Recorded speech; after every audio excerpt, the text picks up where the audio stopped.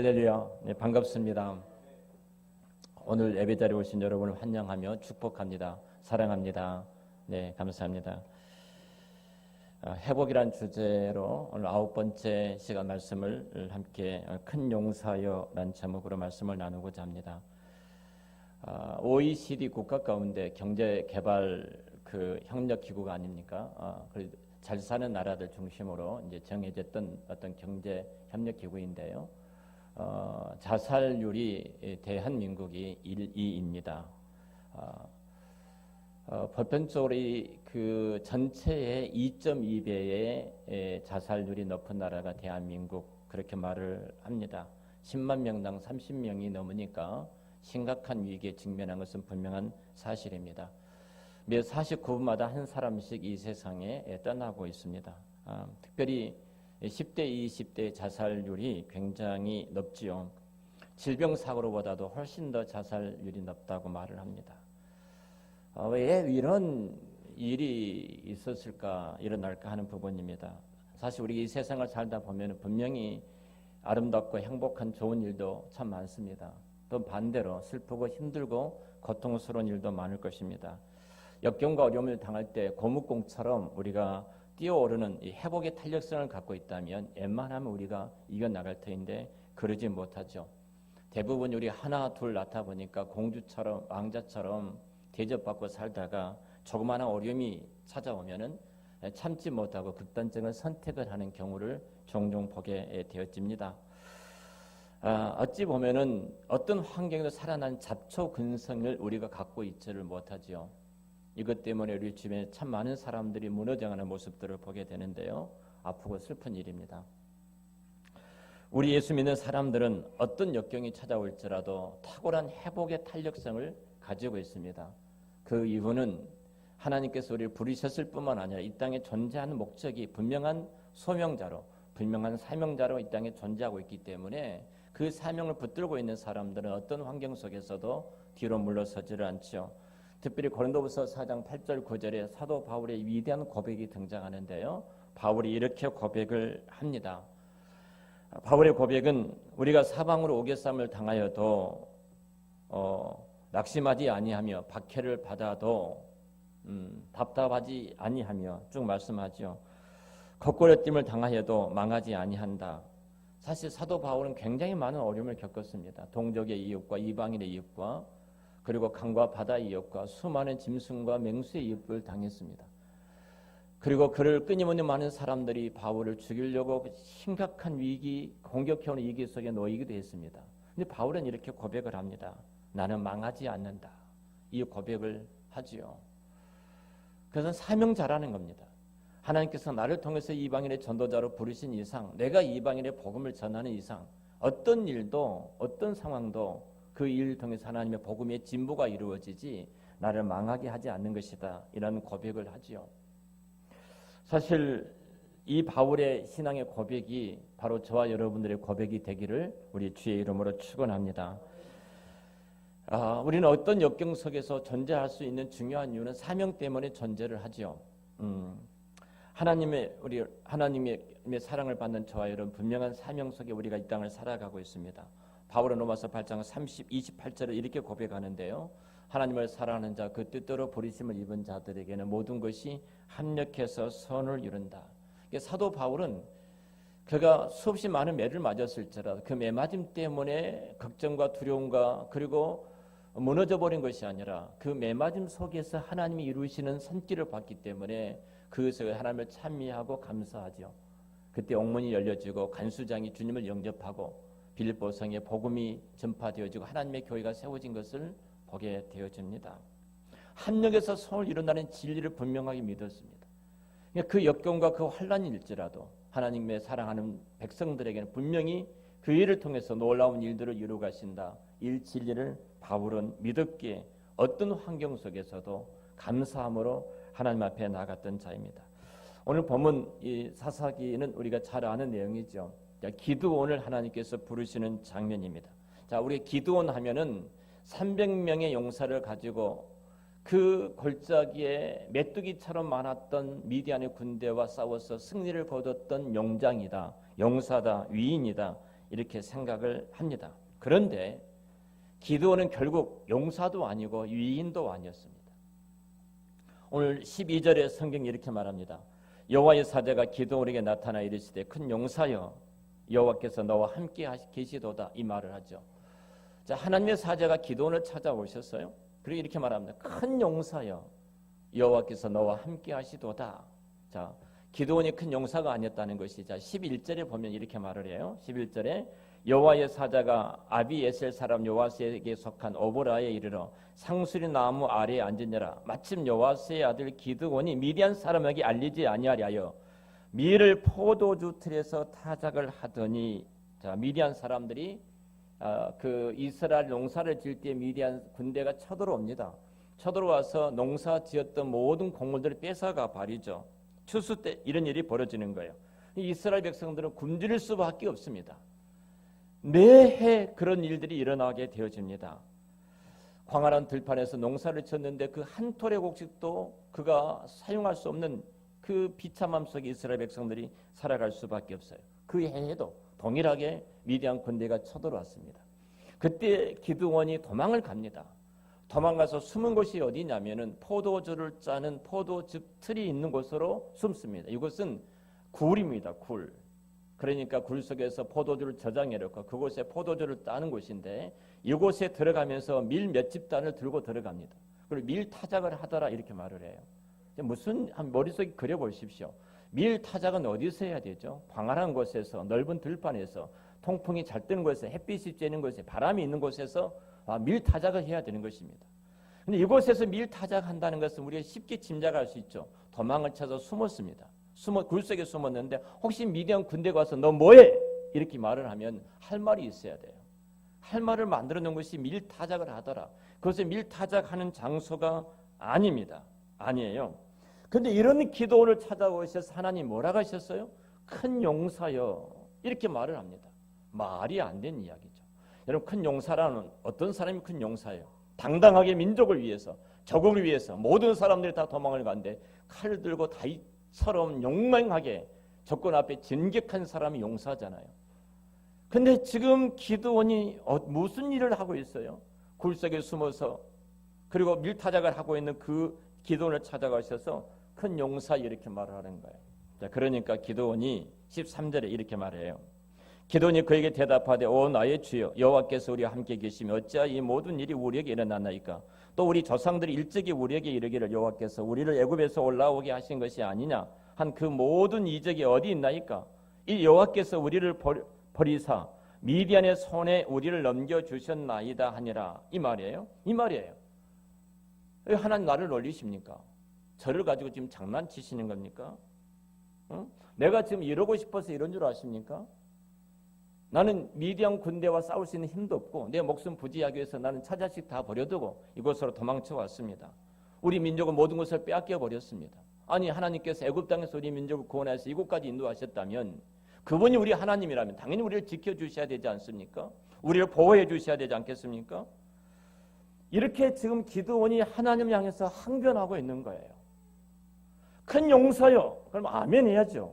여러분 같으면 그럴 줄을 믿습니다. 큰 용사면 아멘 할 거예요. 아멘 받아 수용을 해야 되는데 항변하는 거예요. 엉뚱한 이야기로 항변을 합니다. 자, 그럴 때 14절입니다. 그런 기드온에게 여호와께서 그를 향하여 이르시되 너는 가서 너의 힘으로 이스라엘을 미디안의 손에서 구원하라. 내가 너를 보낸 것이 아니냐. 한둘 더 떠서 큰 용사라고 말씀하신 하나님께서 이어서 뭐라고 그래요? 너가 가지고 있는 그 힘으로 이 민족을 구원해라. 이렇게 말씀한 거예요. 자, 그가 힘이 없어서 숨었잖아요. 용기가 없어서 숨었잖아요. 그는 도망쳐서 그 포도주를 짜는 그 틀 속에 음침한 굴 속에 숨어 있는데 하나님 찾아 큰 용사여 이렇게 말씀하시고 이어서 하는 말이 너가 가지고 있는 그 힘으로 이 민족을 구원하라 이렇게 말씀을 하고 있는 거예요. 그러니까 15절에 또 항변을 합니다. 그러나 기드온이 그에게 대답하되 오 주여 내가 무엇으로 이스라엘을 구원하리이까? 보소서 나의 집은 므낫세 중에 극히 약하고 나는 내 아버지 집에서 가장 작은 자입니다. 이렇게 말씀하죠. 즉 이 작은 자라는 거예요. 나는 아무것도 할 수가 없습니다. 보십시오. 우리 집안 꼴을 보십시오. 우리 집안은 이런 집안입니다. 모든 집안 가운데서 가장 약한 집안이고 가장 극히 작은 집안이고 우리 집안에 많은 형제들이 있는데 그 형제 가운데 내가 제일로 못난 놈입니다. 이렇게 말을 해요.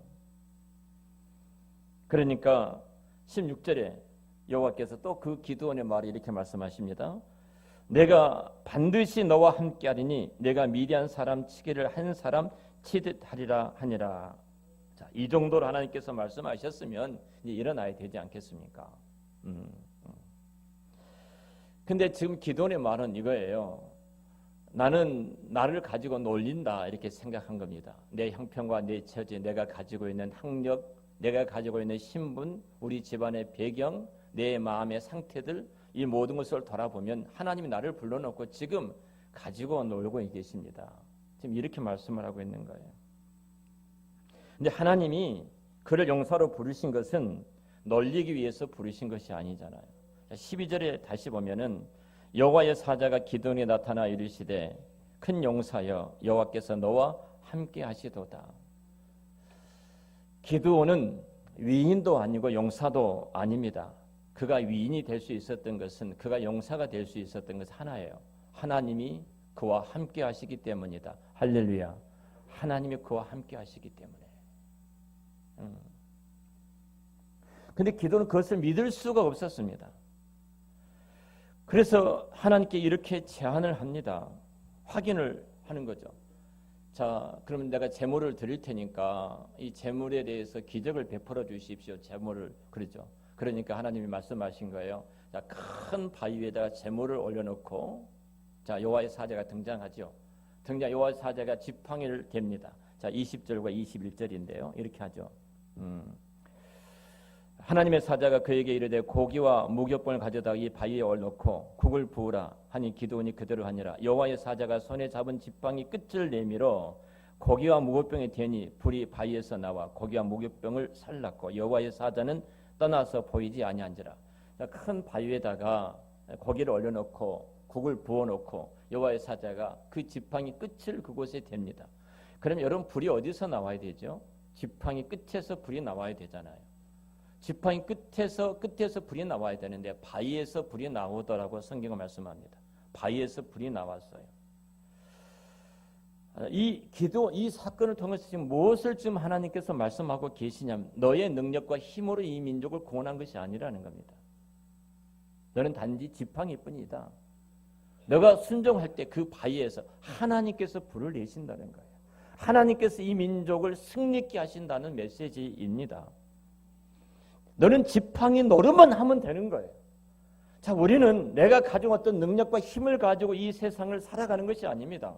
우리 가정을 행복하기 위해서 내가 돈을 많이 벌어야 되고 우리 가정을 행복하기 위해 내가 경제적으로 내가 어떤 책임을 져야 되고 건강해야 되고 좋은 직장과 일터가 있어야 되고 여러분 그것이 우리 가정을 행복하게 만든 것이 결코 아닙니다. 하나님 우리에게 지금 그렇게 말씀하신 거예요. 우리 한 사람 교회 부흥도 결국은 위대한 어떤 사람이 이 교회에 등장하기 때문에 그 교회가 부흥한 것이 아닙니다. 하나님 역사 속에 위대한 위인들을 써서 그 능력을 행하신 것이 아니에요. 우리가 잘 알잖아요.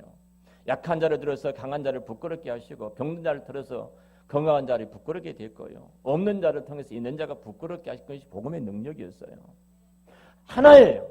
너는 지팡이에 불과하지만 모세가 그랬던 것처럼 그 지팡이처럼 아멘하고 순종할 때 하나님께서 불을 내실 줄로 믿습니다. 이 메시지를 지금 주고 있는 겁니다. 하나님께서 말씀하시죠. 어느 정도 기드온이 이렇게 이 정도까지 하나님께서 은혜를 베풀어 주셨다면요 어떻게 해야 되겠습니까? 여러분 이 정도면 당당하게 일어나서 칼 들고 진격해 가야 되잖아요. 근데 그러지 못합니다. 자, 기드온이 얼마만큼 참 부끄럽냐면요. 27절을 한번 보겠습니다. 27절에 보면 이에 기드온이 종 몇 사람을 데리고 여호와께서 그에게 말씀하신 대로 행하되 그의 아버지의 가문과 그 성읍 사람들을 두려워함으로 이 일을 감히 낮에 행하지 못하고 밤에 행하니라. 자, 이 하나님께서 이 제물을 받으신 이후에 불을 태우시고 내가 너와 함께한다 분명히 약속해 주셨습니다. 그리고 모든 우상들을 다 이제 없애라 이렇게 했어요. 그러니까 기드온이 자기 아버지 집을 두려워하는 거예요. 그 사람들을 두려워하는 거 얼마나 겁이 많은가 보십시오.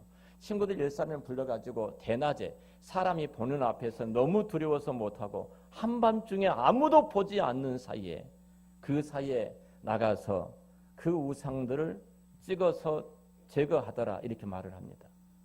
정말로 겁이 많은 사람입니다. 기도원을 보면 꼭 저의 모습 보는 것 같고요. 기도원의 모습이 우리 모두의 모습이 아닌지 모르겠습니다.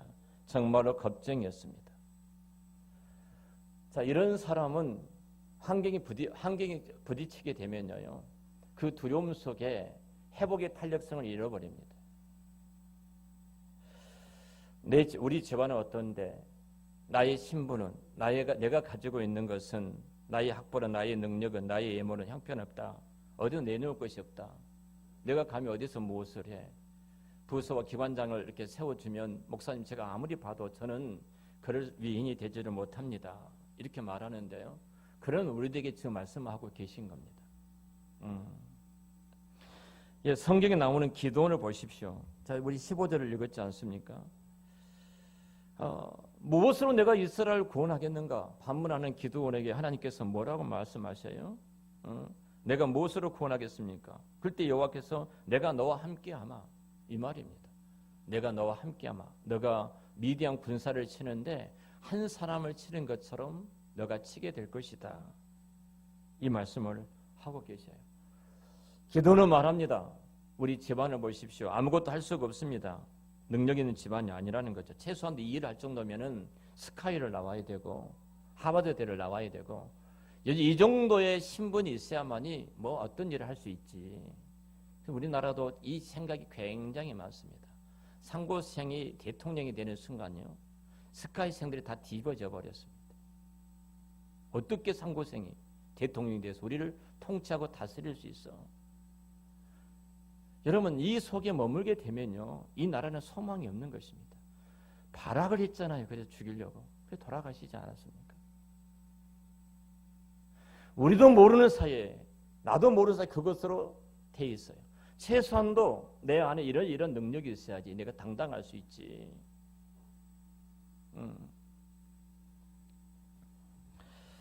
우리의 모습들을 한번 돌아봤으면 좋겠습니다. 분명한 것은 해석의 차이라고 보는데요.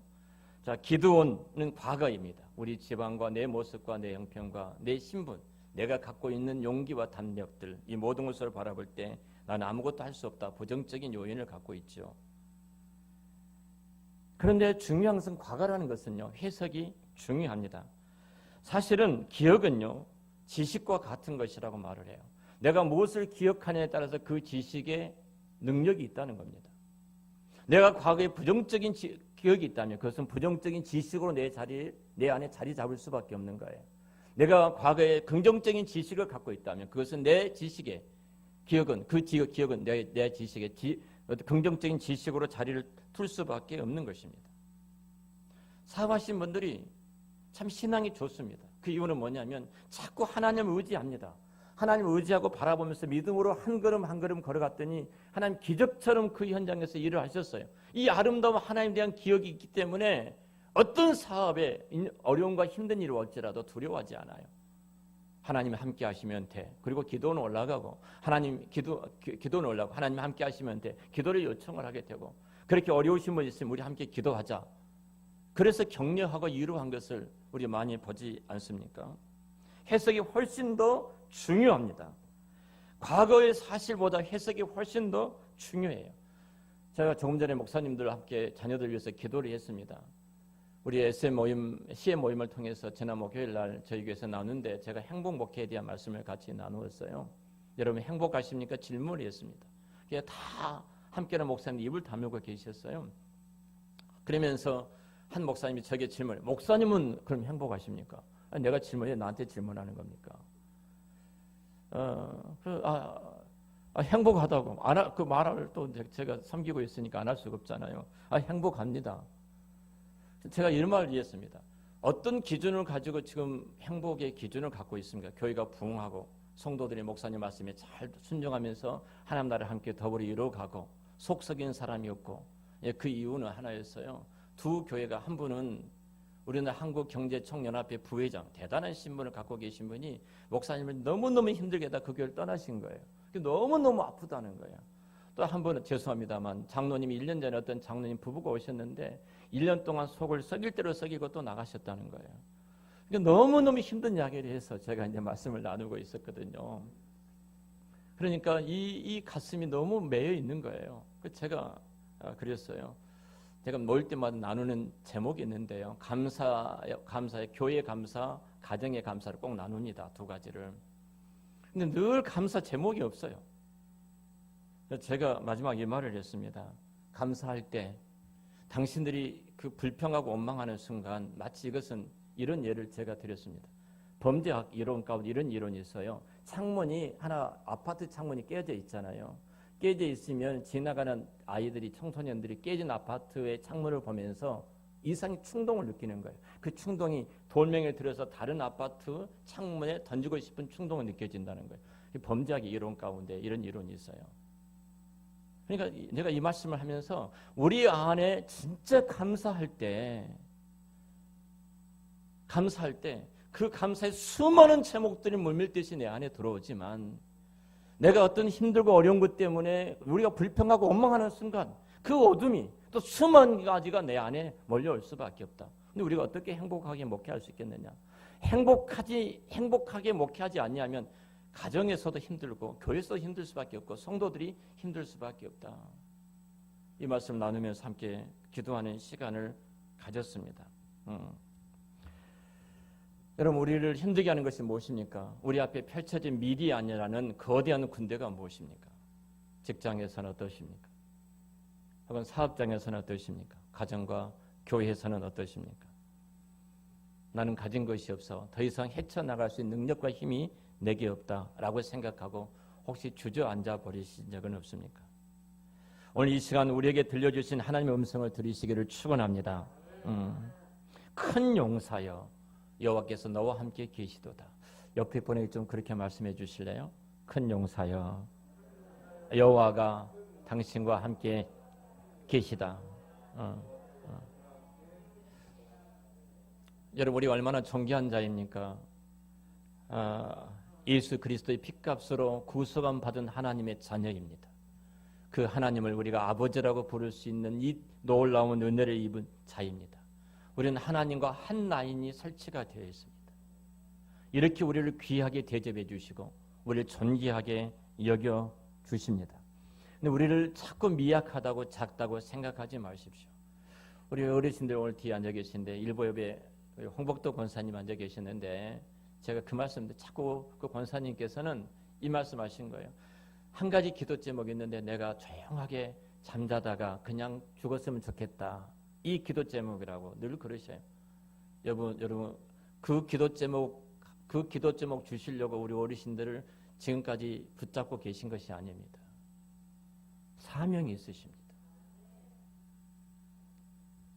여러분 어르신들을 통해서 내 자녀들이 우리 후손들이 그리고 우리 어르신들 이 교회가 믿음의 자손들이 그 자손들에게 복의 통로가 되시기 위해서 이 땅에 어르신들의 생명을 하나님께서 붙잡고 계신 줄을 믿습니다. 그렇다면 그렇게 기도하셔야죠. 나는 사명자입니다. 하나님께서 나를 이 땅에 두신 것은 내 자손들이 여호와의 복을 받고 하나님의 은혜를 입기 위해서 나를 이 땅에 두신 것이고 하나님께서 나를 이 땅에 붙잡아 두신 것은 나로 말미암아 오늘 또 구원받을 어떤 영혼이 있기 때문에 나를 이 땅에 두신 줄을 압니다. 하나님 나를 통해서 그 은혜를 이루어 주십시오 라고 사명자로 이 땅에 존재하시기를 축원합니다. 그러면 달라집니다. 기도가 달라지고 삶이 달라지고 하루하루가 행복할 수밖에 없습니다. 여러분 손가락 4개밖에 없는 이 희야 자매를 여러분들이 잘 아실 겁니다. 세계적인 피아니스트입니다. 4개의 손가락을 가지고 이 건반일을 움직이는 것을 보면 눈물이 날 정도입니다. 수많은 곳에 가서 강연을 합니다. 강연할 때 청중들에게 이렇게 말을 한 적이 있습니다. 여러분 두 손을 하늘을 높이 드십시오. 그리고 이 손가락밖에 없는 그 자매가 그리고 주먹을 꽉 쥐십시오. 제가 모든 청중들이 이 자매가 했던 그 말 그대로 손을 들고 손을 꼭 쥡니다. 그리고 이렇게 it라고 말합니다. You can do it. 우리는 할 수 있다. 당신은 할 수 있습니다. 나는 네 손가락밖에 없는데 정상적인 10손가락이 있는 사람도 치기 어렵다는 쇼팽의 모든 곡들을 나는 치고 있는데 여러분 더 잘할 수 있습니다. 하나님이 함께 하시면 능치 못할 일이 없으실 줄로 믿습니다. 큰 용사여 내가 너와 함께 하는도다. 이 시간 이 말씀이 여러분 마음속에 깊게 새겨지기를 주의 이름으로 축원합니다. 그럼 우리는 생각은 긍정적으로 바뀔 수밖에 없어요. 쌍둥이 형제가 있습니다. 우리 성한이하고 성민이는 아니고요. 형이 이제 학교에서 시험을 봤어요. 시험을 봤는데 형은 5문제 가운데 4문제 맞고 1문제 틀렸습니다. 동생은 4문제 틀리고 1문제를 맞았어요. 근데 형이 이제 엄마한테 와서 이야기한 겁니다. 엄마 잘못했다고. 내가 5문제 가운데 4문제 맞고 1문제 틀렸어. 엄마 잘못했어. 그러는 거예요. 근데 동생이 하는 말이 기적이 일어났다는 겁니다. 나는 4문제 틀리고 다 맞았다는 겁니다. 생각의 차이예요. 내게 주어졌던 환경 속에 하나님이 일하신 것을 가지고 어떻게 보느냐. 이 기업체에서 가장 귀하게 여긴 사람이 누군 줄 아십니까? 긍정적으로 바라보는 사람이에요. 하물며 내가 어떻게 나를 바라봐야 돼요? 하나님이 나와 함께 하시는데 온 우주와 만물을 창조하신 전능하신 하나님께서 내 아버지시고 그분께서 나와 함께 하시고 그분과 나는 한 라인 설치가 되어져서 우리가 그분 앞에 구하기만 하면은 모든 것을 응답해 주신 그분이 내 아버지신데 뭐가 두렵습니까? 그분이 찾아오셔서 말씀합니다. 큰 용사여 내가 너와 함께하마.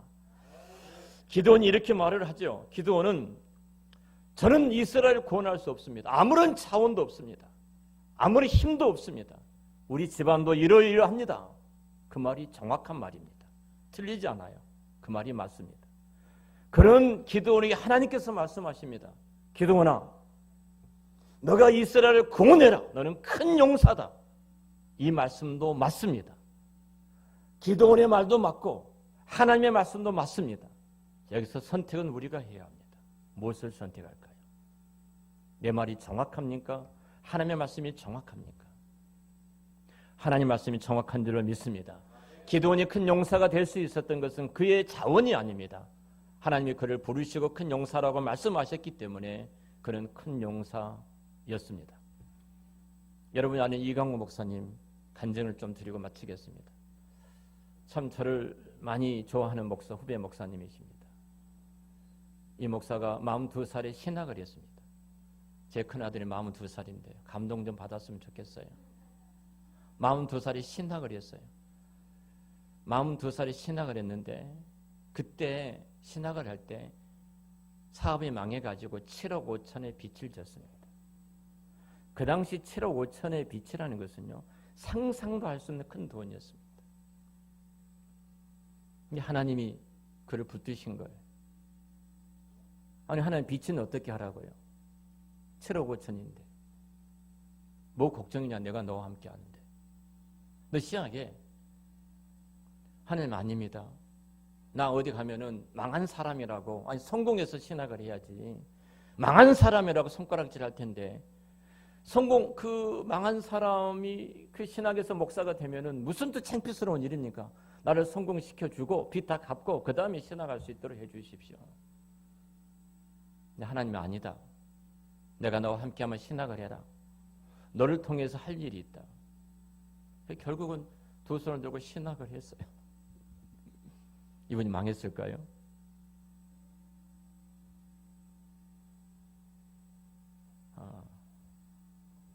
우리 이강호 목사님 강의를 좀 말씀을 좀 드렸으면 좋겠는데요.